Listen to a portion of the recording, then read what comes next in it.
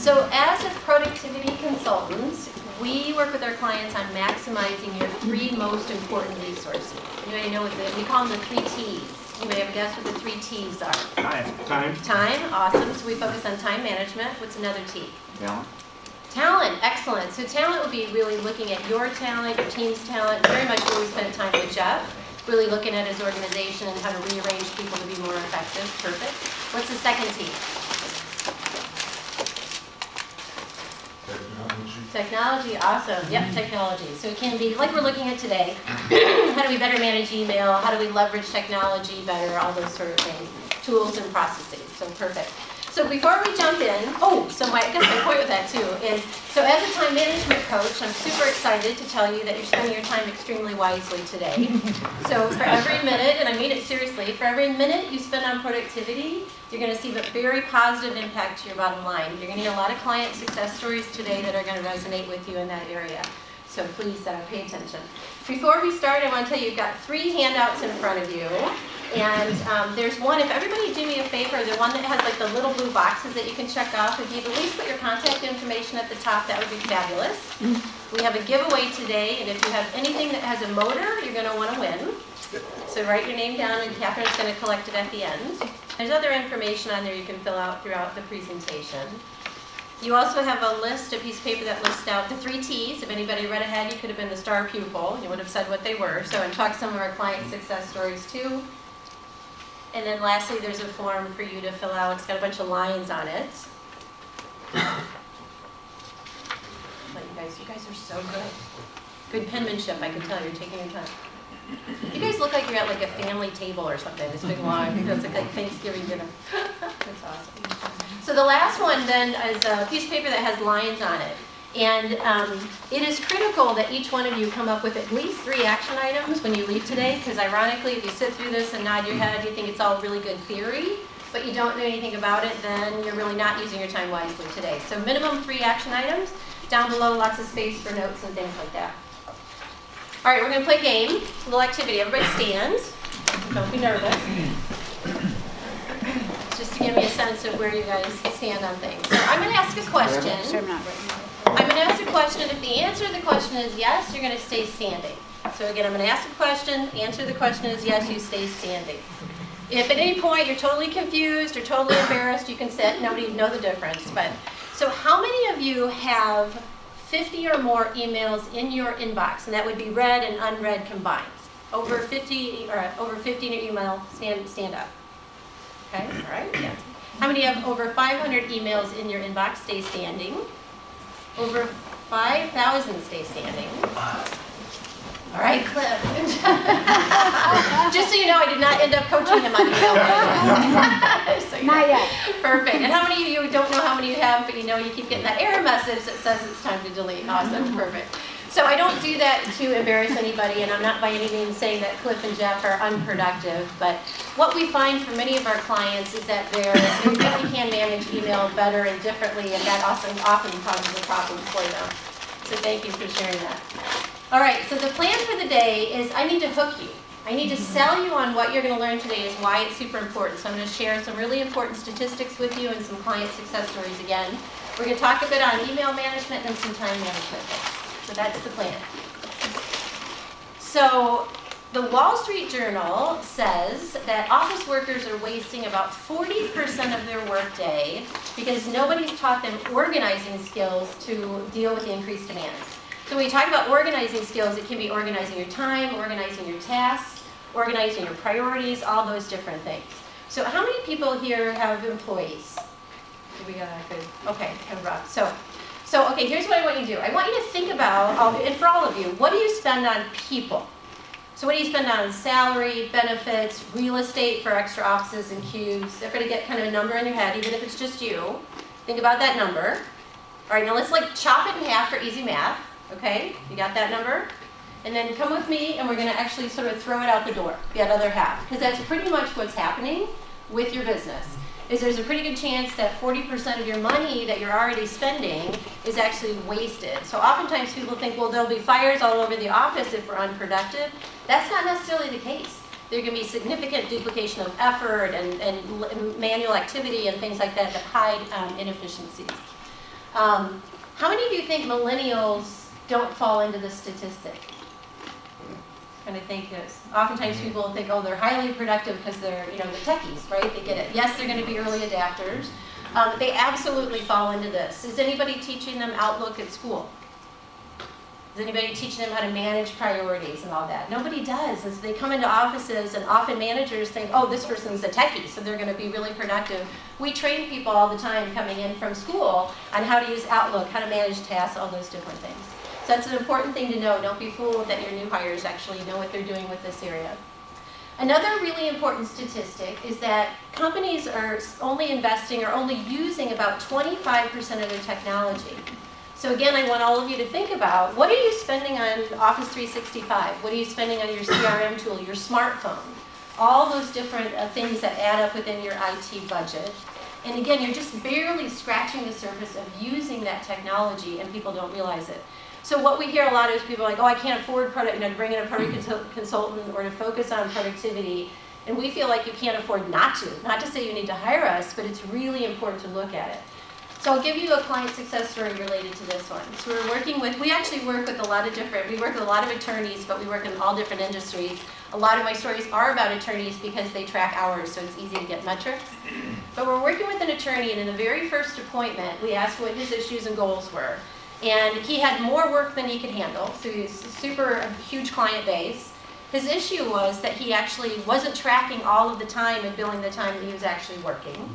We found out he was a bad typist, which is an important thing to know. Anybody else a bad typist in here? Kind of an issue for a lot of people. You, Sarah, really? Okay. And we also found out that he had an app that he actually was using that he would use when he was out of the office. And so we suggested some changes. So first appointment, he tells us this. We gave him some suggestions. Next appointment, we found out he significantly changed the way he worked. So what we said is, why don't you start using the app even when you're in the office? Okay, he's like, yeah, because it's intuitive, he likes it, he obviously engages well with it, versus the computer-based billing system. And we said, why don't you turn on the dictation feature that is free on your expensive smartphone and free in the app? Brilliant, great, because he hates to type. And we said, and why don't you get in the habit of every time you finish a billing activity, you come out of a conference room, you don't leave until you dictate something really fast to capture that moment. So I'm happy to tell you at the second appointment, again, no increased cost of technology, nothing, he's projecting to bill $40,000 more every year. And I've been working with him for a while now, and he still says he's on track for that. We're about like the year mark. And he is the part of a large organization that he runs, a large law firm, so he's going to be trickling down that advice. So think about, again, powerful impact to productivity, to your bottom line. All right. So that's a little bit about why you care. So we want to make sure you know the statistics are good. Let's talk about managing emails. So often we find with clients that they don't often stop and think about what is sort of the role. Can you guys see, Becky? Do I keep on it? Do you guys, what is actually the role of my inbox? And kind of take a step back and think about that. And so we find often there's three different ways you can think about using your inbox. So Cliff and Jeff that were standing, I don't mean to embarrass you, but you're probably reference file folks. And again, might not be anything wrong with it, but for some people it is a challenge. But what that means is when they get done responding to an email, instead of moving it off or deleting it, moving it out of the inbox, they leave it there just in case the client were to ask a question again and they need to refer to it, right? So it's a reference file, items to refer to. And so that's one example. We actually recommend that our clients use their inbox as a to-do list. It tends to be an effective way for many of our clients. And so what that is any email that you're done with, again, you move out of your inbox. It's pretty straightforward and simple. It takes a little bit of discipline. And so again, you respond to your clients and you're like, oh, I just don't feel comfortable deleting, just move it off to the side. And we'll talk about how you do that. And then there's zero inbox. Is anybody a zero inbox? You were the first one to sit down. Are you a zero inbox person? Not a zero. Not zero. You're striving. It's got to be one page or less. Okay. Less than typically 45. Perfect. Yeah, that's your magic number. Like, so were you comfortable, Becky? I would say my husband has one or two emails almost at any given time. Fabulous. So one or two emails at any point in time. So often, just so you guys know, it doesn't mean they get their work done, because that is not realistic, right? What it means is they move them over into working folders. They move it one step further in the decision process of what am I to do next with that. So, so these are the three different ways. What do you think some of the downsides would be with using your inbox as a reference file? Give me some thoughts. Finding it. Finding Finding like emails? Yeah. Yeah, if you don't know how to use search, you're gonna find it. That's what happens a lot is some of the most important emails that come in are not things you need to do today. They might be something you need to do within the next 3 months. I had that with a client. She missed a branding opportunity with the Vikings Stadium because it was an email that came in and at the time it wasn't important and then it's like 20 pages down at that point and she forgot. So I'm pretty sure that's why we got hired because that was a big miss. So thank you. What's another issue potentially? Again, not for everybody. Overwhelming, very much. It's like walking in the office and have paper everywhere, right? You don't feel that sense of satisfaction like you've gotten work done if you have thousands of emails in there constantly. It's probably why you like your short amount. You probably feel good when you leave at the end of the day knowing, oh yeah, I'm a little in control, I know what I've got to do. So, good. Let's get one more. Anybody one more? Yes, Sarah. It's confusing. It's confusing, yes. Oftentimes people, they'll reread an email and go, oh, shoot, I already did that, right? Or they'll read an email and go, did I do this? And they have to look in their sent folder to see if you actually acted on it. So again, it's very confusing and highly inefficient. So perfect, so here are the issues. Feel busier, never see progress, inefficient, and work on wrong things. So often when people feel overwhelmed, they come in, they log on their email, and they just start at the top of the email list and start working on it. So they're working on the wrong things because they aren't really focused. That's the number one issue we see with everybody is they don't work on the right things. And we're going to talk about that. You don't work on the right things, you just get on email and that's your driver and that takes over your day. So in order for you to use your inbox as a to-do list, it definitely takes a little bit more discipline, and it takes definitely a knowledge of your email system in order to do that. And we're going to share those ideas with you today. To do zero inbox, we don't ever recommend to our clients to jump all the way to a zero inbox. There's one scary thing here, which a lot of people hate, is if it's not in front of you, you'll forget, right? And with working folders, the way it works is emails are coming in, let's say related to a project or a case or whatever, and you're pulling those all over into a folder and saying, I'm going to sit down tomorrow morning and work on that particular situation. I'll go back and read the emails then. Very scary for a lot of people. And that I completely understand it would be for me too. I'm not a zero inbox because I wouldn't necessarily follow that. But it works well for a lot of people. So there's no zero inbox people in here then, I guess? Because they are like ninjas. Find them in your office and like rub bubbles and run off on you.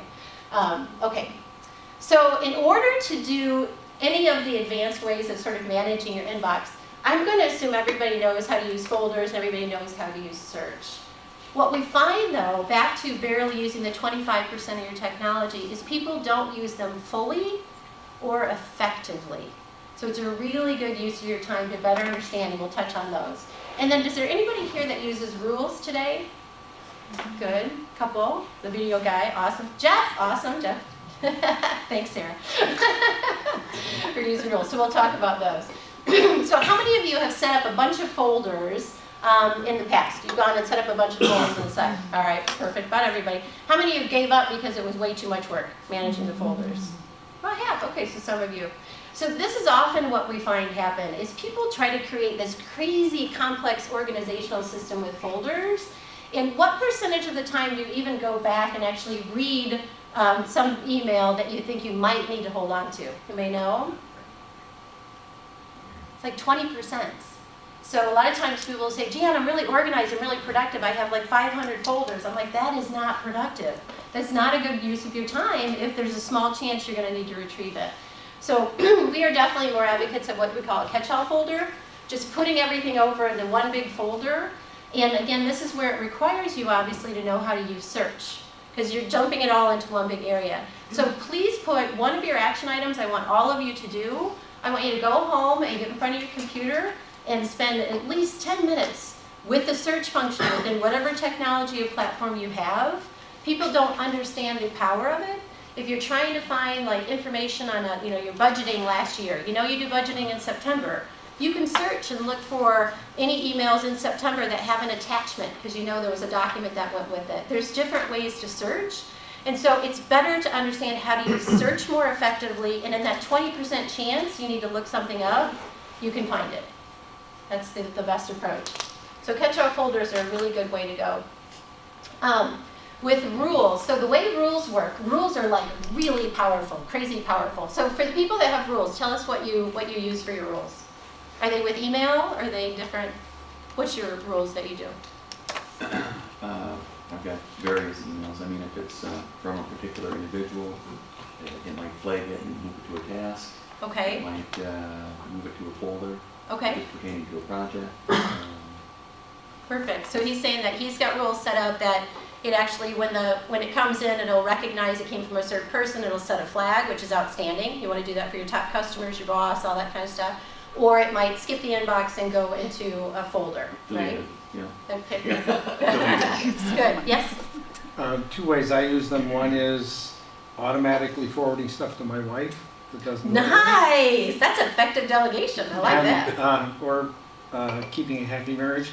And the other is there's newsletters I get that I don't want to refuse because I don't want to offend Yes. that particular person. So Yeah. but I have them deleted automatically. Perfect. So great. So he was saying that he has some automatically sent to his wife, which is fabulous. And again, something to consider. Jeff, yours should automatically probably go to Sarah in many situations. So, but how do you automatically, so any email that, how do you designate which ones are saying automatically to your wife? I can tell you later, Becky. Oh, we're gonna- Yeah, no, that's okay. Yeah, we don't have a ton of time, but I'd be happy to show you. So Sure. as a general rule, I'll explain how rules work. So you can basically enter in parameters. It's an if, then this, right? So if this situation occurs, do this. So if it's from this email address, put it in this folder or send it to this person and that kind of stuff. So in an email world, the way I look at it often is it's almost like your postman. Instead of putting in your traditional mailbox, they're actually coming into your office and they're putting your important emails where you need to see them. They're putting your bills where you need to see them. They're recycling the trash. So you can set up these rules to sort of filter and sort, and it skips your inbox. Because what percentage of mail do you think we don't care about? You may know.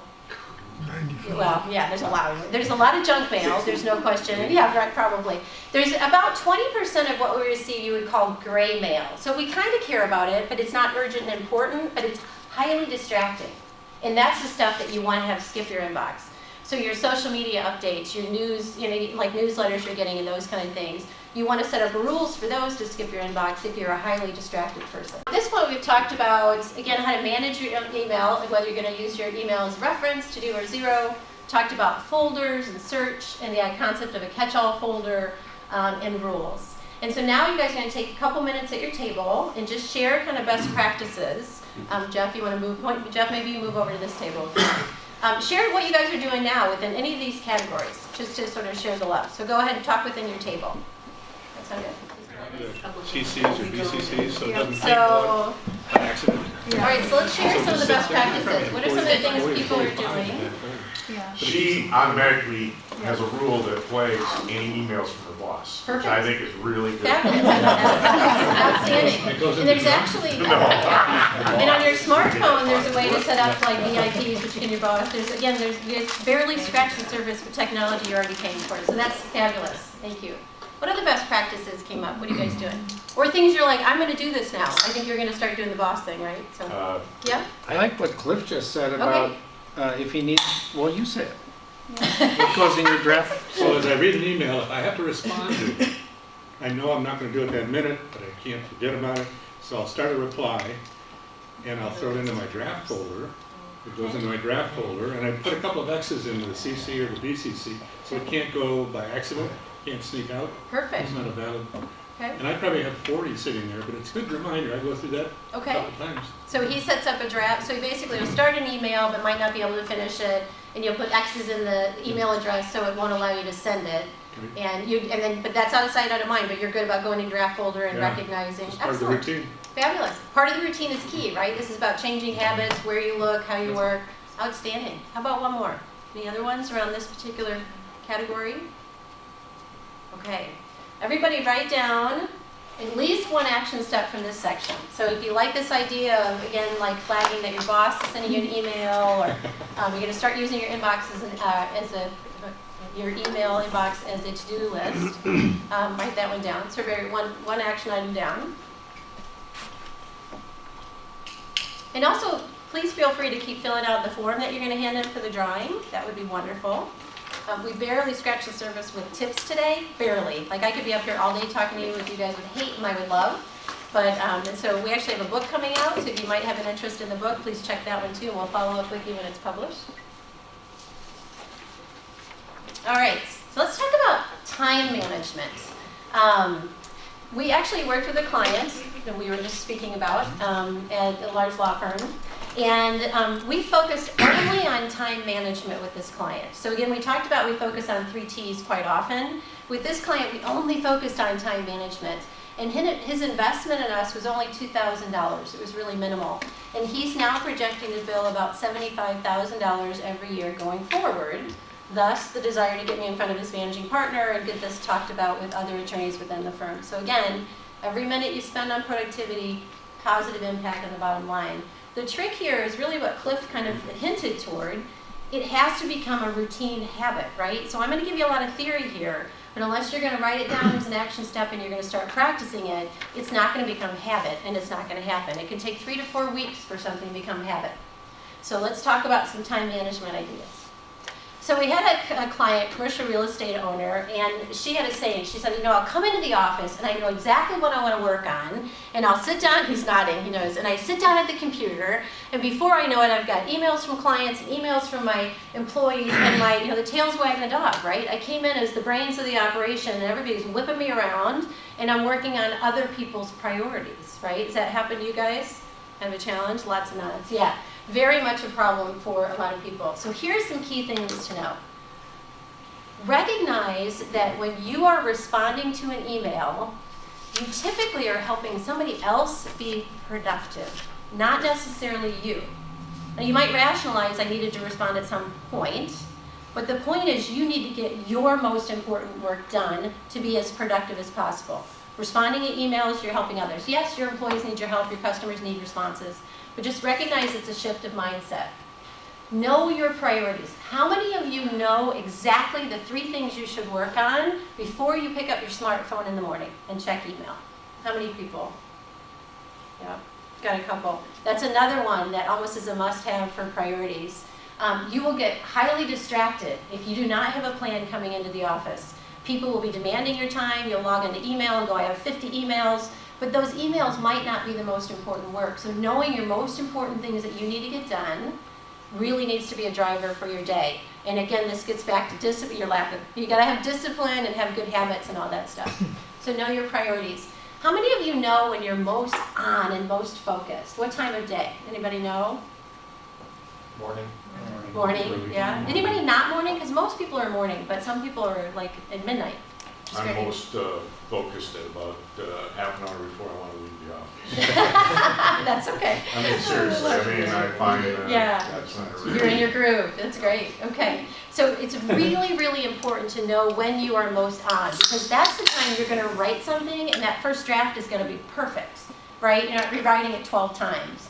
And it really is when you're going to crank out a lot of work. Do you guys know that when you're in your most focused window of time and somebody interrupts you, how much time you lose? You ever heard that? It's 20 minutes. So it really is the 2 steps forward, 1 back, 2 steps forward, 1 back. It's crazy. So if you're still living in the whole open door policy and you're like, well, I'm going to sit down and do my 3 most important pieces of work this morning, but I'm leaving my door open, it's not going to work, right? People are going to be coming in and interrupting you. And if it's deep think, strategic work, or a marketing plan, or anything that requires you to be deep think, you've lost 20 minutes every time somebody comes in and asks a question. So knowing your focus time and protecting that focus time like a mama bear is absolutely critical. And I always ask this of clients, is anybody in here an emergency room surgeon? Anybody? Then you really don't have to respond to emails or people knocking on your door if you create this culture. Cliff, you think you're an emergency room surgeon? Yeah. Yeah, your clients don't know that you're not in a meeting for 2 hours, right? They really don't. But we get kind of this feeling that we need to respond to people. So you have to protect that time. There are 2 different types of derailleurs when it comes to time. So you come in and you're like, okay, I know my 3 priorities, I know what I need to do, but I'm gonna first super quick check email, right? So you get on there and you're like, oh shoot, forgot to give Joe that email address. I'll just go over to LinkedIn really fast. Oh, I didn't know Bob got promoted, and oh, Bob, wow, that's a great blog. And little before you know it, it's an hour later, right? And many of us will rationalize, well, I needed to get to know Bob better, he's a client, right? But was that the most important use of your time? Not during your focus time, it sure as heck wasn't, because you can do that when you're brain dead, okay? So that's an example of a time derailer. Then there's the attention derailer. You come in and you're like, oh, I've got my most important work I've got to do. I'm going to sit down really quick and check. And oh my gosh, my most important employee, my most successful employee is not happy. they're on vacation, I can't do anything about it for a week. Do you really think you're still focused at this point? Probably not. I tell my husband all the time, do not come and talk to me about our children during my focus time unless I can do something about it right now. Because inevitably you'll come in and go, hey, did you hear there's a kid picking on Patrick? Forget it. I am totally, there's no way. I cannot do anything. At that point I'll read emails because I can't do anything deep thought. Does that make sense? So you could actually have your time go away and actually have your attention be derailed because you can't focus. So these are the things you really want to do. So the best thing you can do, you morning folks, is block that time on your calendar. And if you have meetings and things, see if you can rearrange it. But start to block your morning for your most, see, look at the guy that's closest to 0 inbox is actually writing it down. So he's our role model today. Yeah, but really protect that time as one of the most important things you can do. And then protect, know your priorities when you come in and all these different things. The other thing I recommend is at the end of the day, have time to lay out the plan for the next day. So when you come in the morning and you're most on, you're not looking through all your paperwork trying to figure out what to do. You know the minute you enter your office, your paperwork is sitting there, you're all ready to go, right? You don't have to figure it out. You figured it out the night before when you were brain dead, but you're gonna walk in and you're gonna crank it out at 4 times the pace. The focus time question is a great recruiting question, by the way. If you ask somebody when you're going through recruiting, what's your focus time? Most often, if they know it, they're probably more closer to this gentleman over here. They're like on it, I know my focus time, they're probably really productive. So that's a really good tip for a lot of people. You want to hire really good time managers. You think Yes. some of that is also training your employees and customers to know that you're not sitting in your email all day long waiting for their email to respond back to. I believe very strongly that companies introduce a culture of productivity, and if you're the low man on the totem pole, it's going to be hard for you to influence that. But that's why I like working with decision makers and companies, because it's up to them to say, this is the way, this is our response time policy for email. No, you don't. It's crazy to think we have to get back to somebody within an hour. I'm a productivity consultant, and I might take a week to get back to somebody, because in the scheme of things, it's not that important. And they're like, I can't believe you didn't respond right away. I'm like, no, it's not the most important thing for me to do. So if you can be in a position you can influence others and say, this is the way we should write emails, this is how we should be blocking our calendar, no meetings before 10 o'clock in the morning, that's fabulous. And you'll start to see that trickle down productivity through businesses. Yes? I've got a client where social grazing is an issue What's that? in the office. Social grazing. Yeah. People Oh, get walking to- around chatting. At the first thing in the morning. Yeah, no, that's really, yeah. How would you recommend establishing a policy around that though? Honestly, if you're instilling the idea that focus time it's okay for people to be in their offices with their door closed and nobody should be knocking, like when you tell your children unless the house is burning or you're bleeding, that's the idea. So social grace in the afternoon when everybody's brain dead, that's great because that's important for building relationship, not during focus time. So let's say we're going to save the questions. Is it okay? We'll save. Sure. We'll get through everything. We'll have time at the end. I just want to make sure. So these are great. I'm glad you're asking. Okay. So inevitably we tell our clients all that good stuff in the first appointment, and then we come back for the second appointment and they're like, I couldn't do it. I just couldn't do it. I closed my door. I knew my top priorities, and I sat down to actually work on it, and I heard the ping. Right? The infamous ping. Why is it? Why is it? Do you guys know why it's so hard for us to ignore email? Any ideas? Releases endorphins, doesn't it? Yes, it releases, it does. Every time you cheat, thanks Becky, every time you cheat and do something you're not supposed to do, you get a mini high, literally. So when you're like, I'm supposed to be working on my budget, and you hear a ping, you're like, oh, I'm just gonna go over here and check email. You got a little mini high there. So no wonder it's so hard. The other one is we are highly social animals. It is the reason that Facebook is $1 billion business. We want to know what is going on. It is really hard not to be tempted to check your email. So if you have to, you've got to not turn on your computer. People look at me like I am a crazy person. But again, if you are not an emergency room surgeon, it is completely the right thing for you to do. Just turn off the sound. Turn off the sound is a great That's one. There's a thing called phantom texting. Have you heard that? So phantom texting is when you think you're hearing the ping of a text and you don't really have one. It's freaky. It's almost like we're wishing it to have it. So yes, so some people will be like, I thought I heard a ping. I'm like, well, your sound's off. But that's a great strategy. So yeah, so it's really hard for a lot of people to ignore the emails. So, all right, so the summary in this area, again, know your priorities. Absolutely, before you pick up that smartphone in the morning and see any email that might derail your day, know your top 3 things you're gonna work on. The second is recognizing your productivity comes first. Don't be responding to emails thinking it's your most productive. You need to know what you're supposed to do. Structure your day so you protect that time like a mama bear, that focus time, and allow for the chit-chatting in the afternoon when you're brain dead, and that's great. And stop distractions, however you can do it. Don't turn your email on, turn your pings off, all those kind of things. So we're going to have another round table. Go ahead and share best practices in this area as well, again, around these different things. Share what you do today, or what you're going to do going forward. For a while, I haven't done that. All right, guys. I 10 think seconds, that wrap you it know up. what your Yeah. priorities Yeah. are. Yeah, you might get in a couple of All right, I'm going to bring you guys back. It's hard to realize. Oh, yeah. I need like a cowbell. All right, everybody back up here. We've only got about like 7 minutes, I think, left. So fabulous. So anybody want to share a best practice that came up, especially one that you're like, that's an awesome idea, I'm going to do it. What are some best practices around time management that came up? One real old one, Old one, I like the oldest. yeah, the old one. I've been retired long enough, so I actually was in the Franklin Planner. Yeah, Franklin Planner's yeah. awesome. Wow. Yeah. Yeah. Is that like paper or something? It is big. So if I have something I need to take care of as a result of a phone call, Okay. which I get lots of, Yeah. I write it down and then I can take it out of my mind and move on. Perfect. Yeah. So what he does is he gets a phone call and he needs to remember to do it. He would write it in his Franklin Planner, and then he could forget about it. And that's exactly what you want to do. Today, a lot of times people are using more electronic to-dos, but a lot of people use paper still, and it's fine. Whatever tools work for you are fine. The idea there is you're getting it out of your mind, so you're getting the clutter out of your head, quite honestly. Because if you're trying to keep your to-do list in your head, that's not going to work. So that's a great one. Perfect. Any other ones that came up? Yeah. I do pretty good knowing what the 3 or 5 things are, so even if you Good. digress from the plan, you can come back, oh, these are my 3 or 5, and pull you Perfect. back.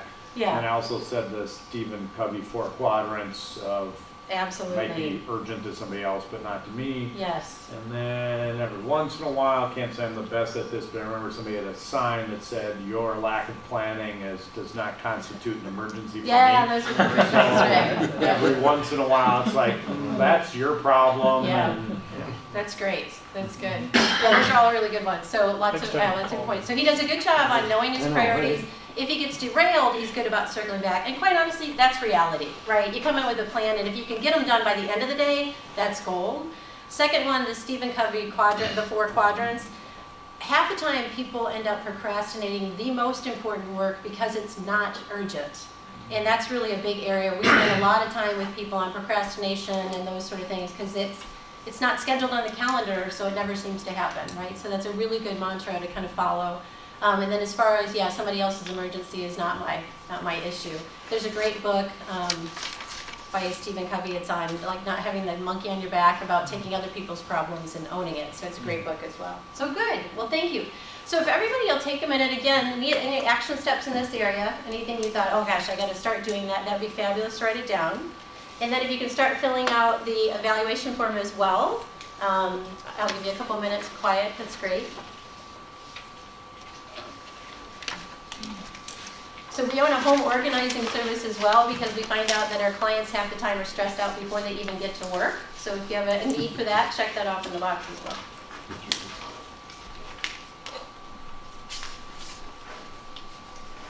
And when you're done filling out your form, if you'd hold it up, Catherine will come around and collect. And again, I have a giveaway. A little teaser for you guys to turn it in. And we'll do the drawing, and then we have probably like 2 minutes for questions.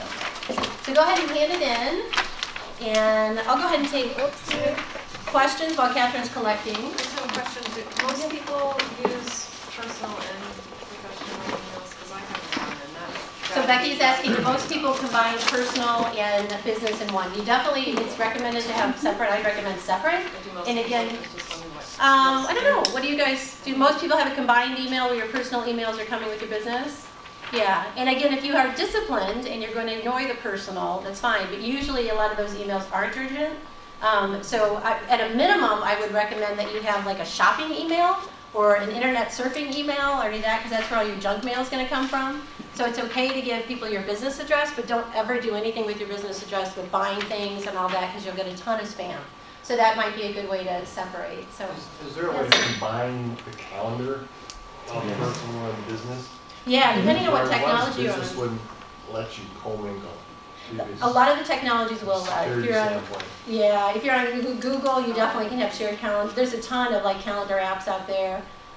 So are you Outlook I know or? in banking, this from a security standpoint, they don't want to infiltrate your personal AOL, Yeah. Hotmail, Yes, email. then you might have a restriction. My husband has that, so in his company, they won't allow it. Yeah, they won't allow it, but the technology is there to do it, but many Yeah. companies are stringent about their firewalls. But then you can start using, there's just great apps and different things out there I'd be happy to share with you after that. Maybe you can use for like family planning, stuff like that. So yeah, good.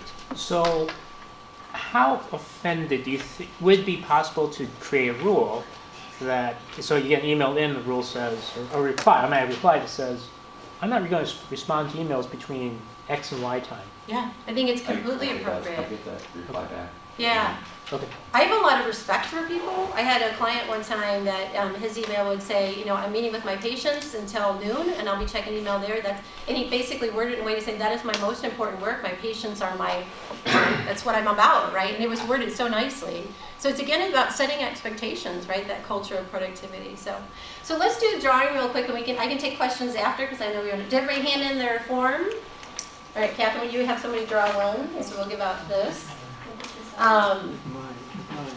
And so let Catherine, go ahead, just draw one. Oh, You can pick okay. Well, I was just gonna have somebody else do it, so I'm not Okay. going on with them. Do you wanna just pick one of these?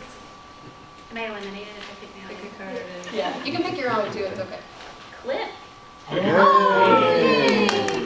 Little gas card. You guys pass that down to Cliff. Wow, Thank nice. thank you guys for filling out the form. I appreciate it. So let me wrap up, and I'm happy to stay around afterwards, and Catherine as well, if you guys have questions. So the parting words, we worked again with yet another attorney. Again, we work with all industries, but I love that they track billable hours and makes easy metrics for us. Worked with an attorney, and he already was highly productive, managing partner for a large law firm. And after working with him, he told me, I didn't even ask, he said, Jan, do you know that I'm actually billing 12 and a half more hours every week? I'm like, what? Yeah, I was like, really? It's like 12 and a half more hours every week. He was already highly productive. We focused on the 3 T's. Best thing about it, he's sustained it for 2 years now. He doesn't have any reason to think he's going to change. And we went on to work with every single attorney there, and they just recently surpassed other Minnesota worker comp firms. They're the largest. They're exploding. Again, 1 minute of productivity, positive impact to the bottom line. So my question for you is, what would be the impact to your bottom line if you had 12 and a half more hours in your day? Right? 1 minute positive, 1 minute of productivity, positive impact to the bottom line. Thank you very much. I appreciate it. And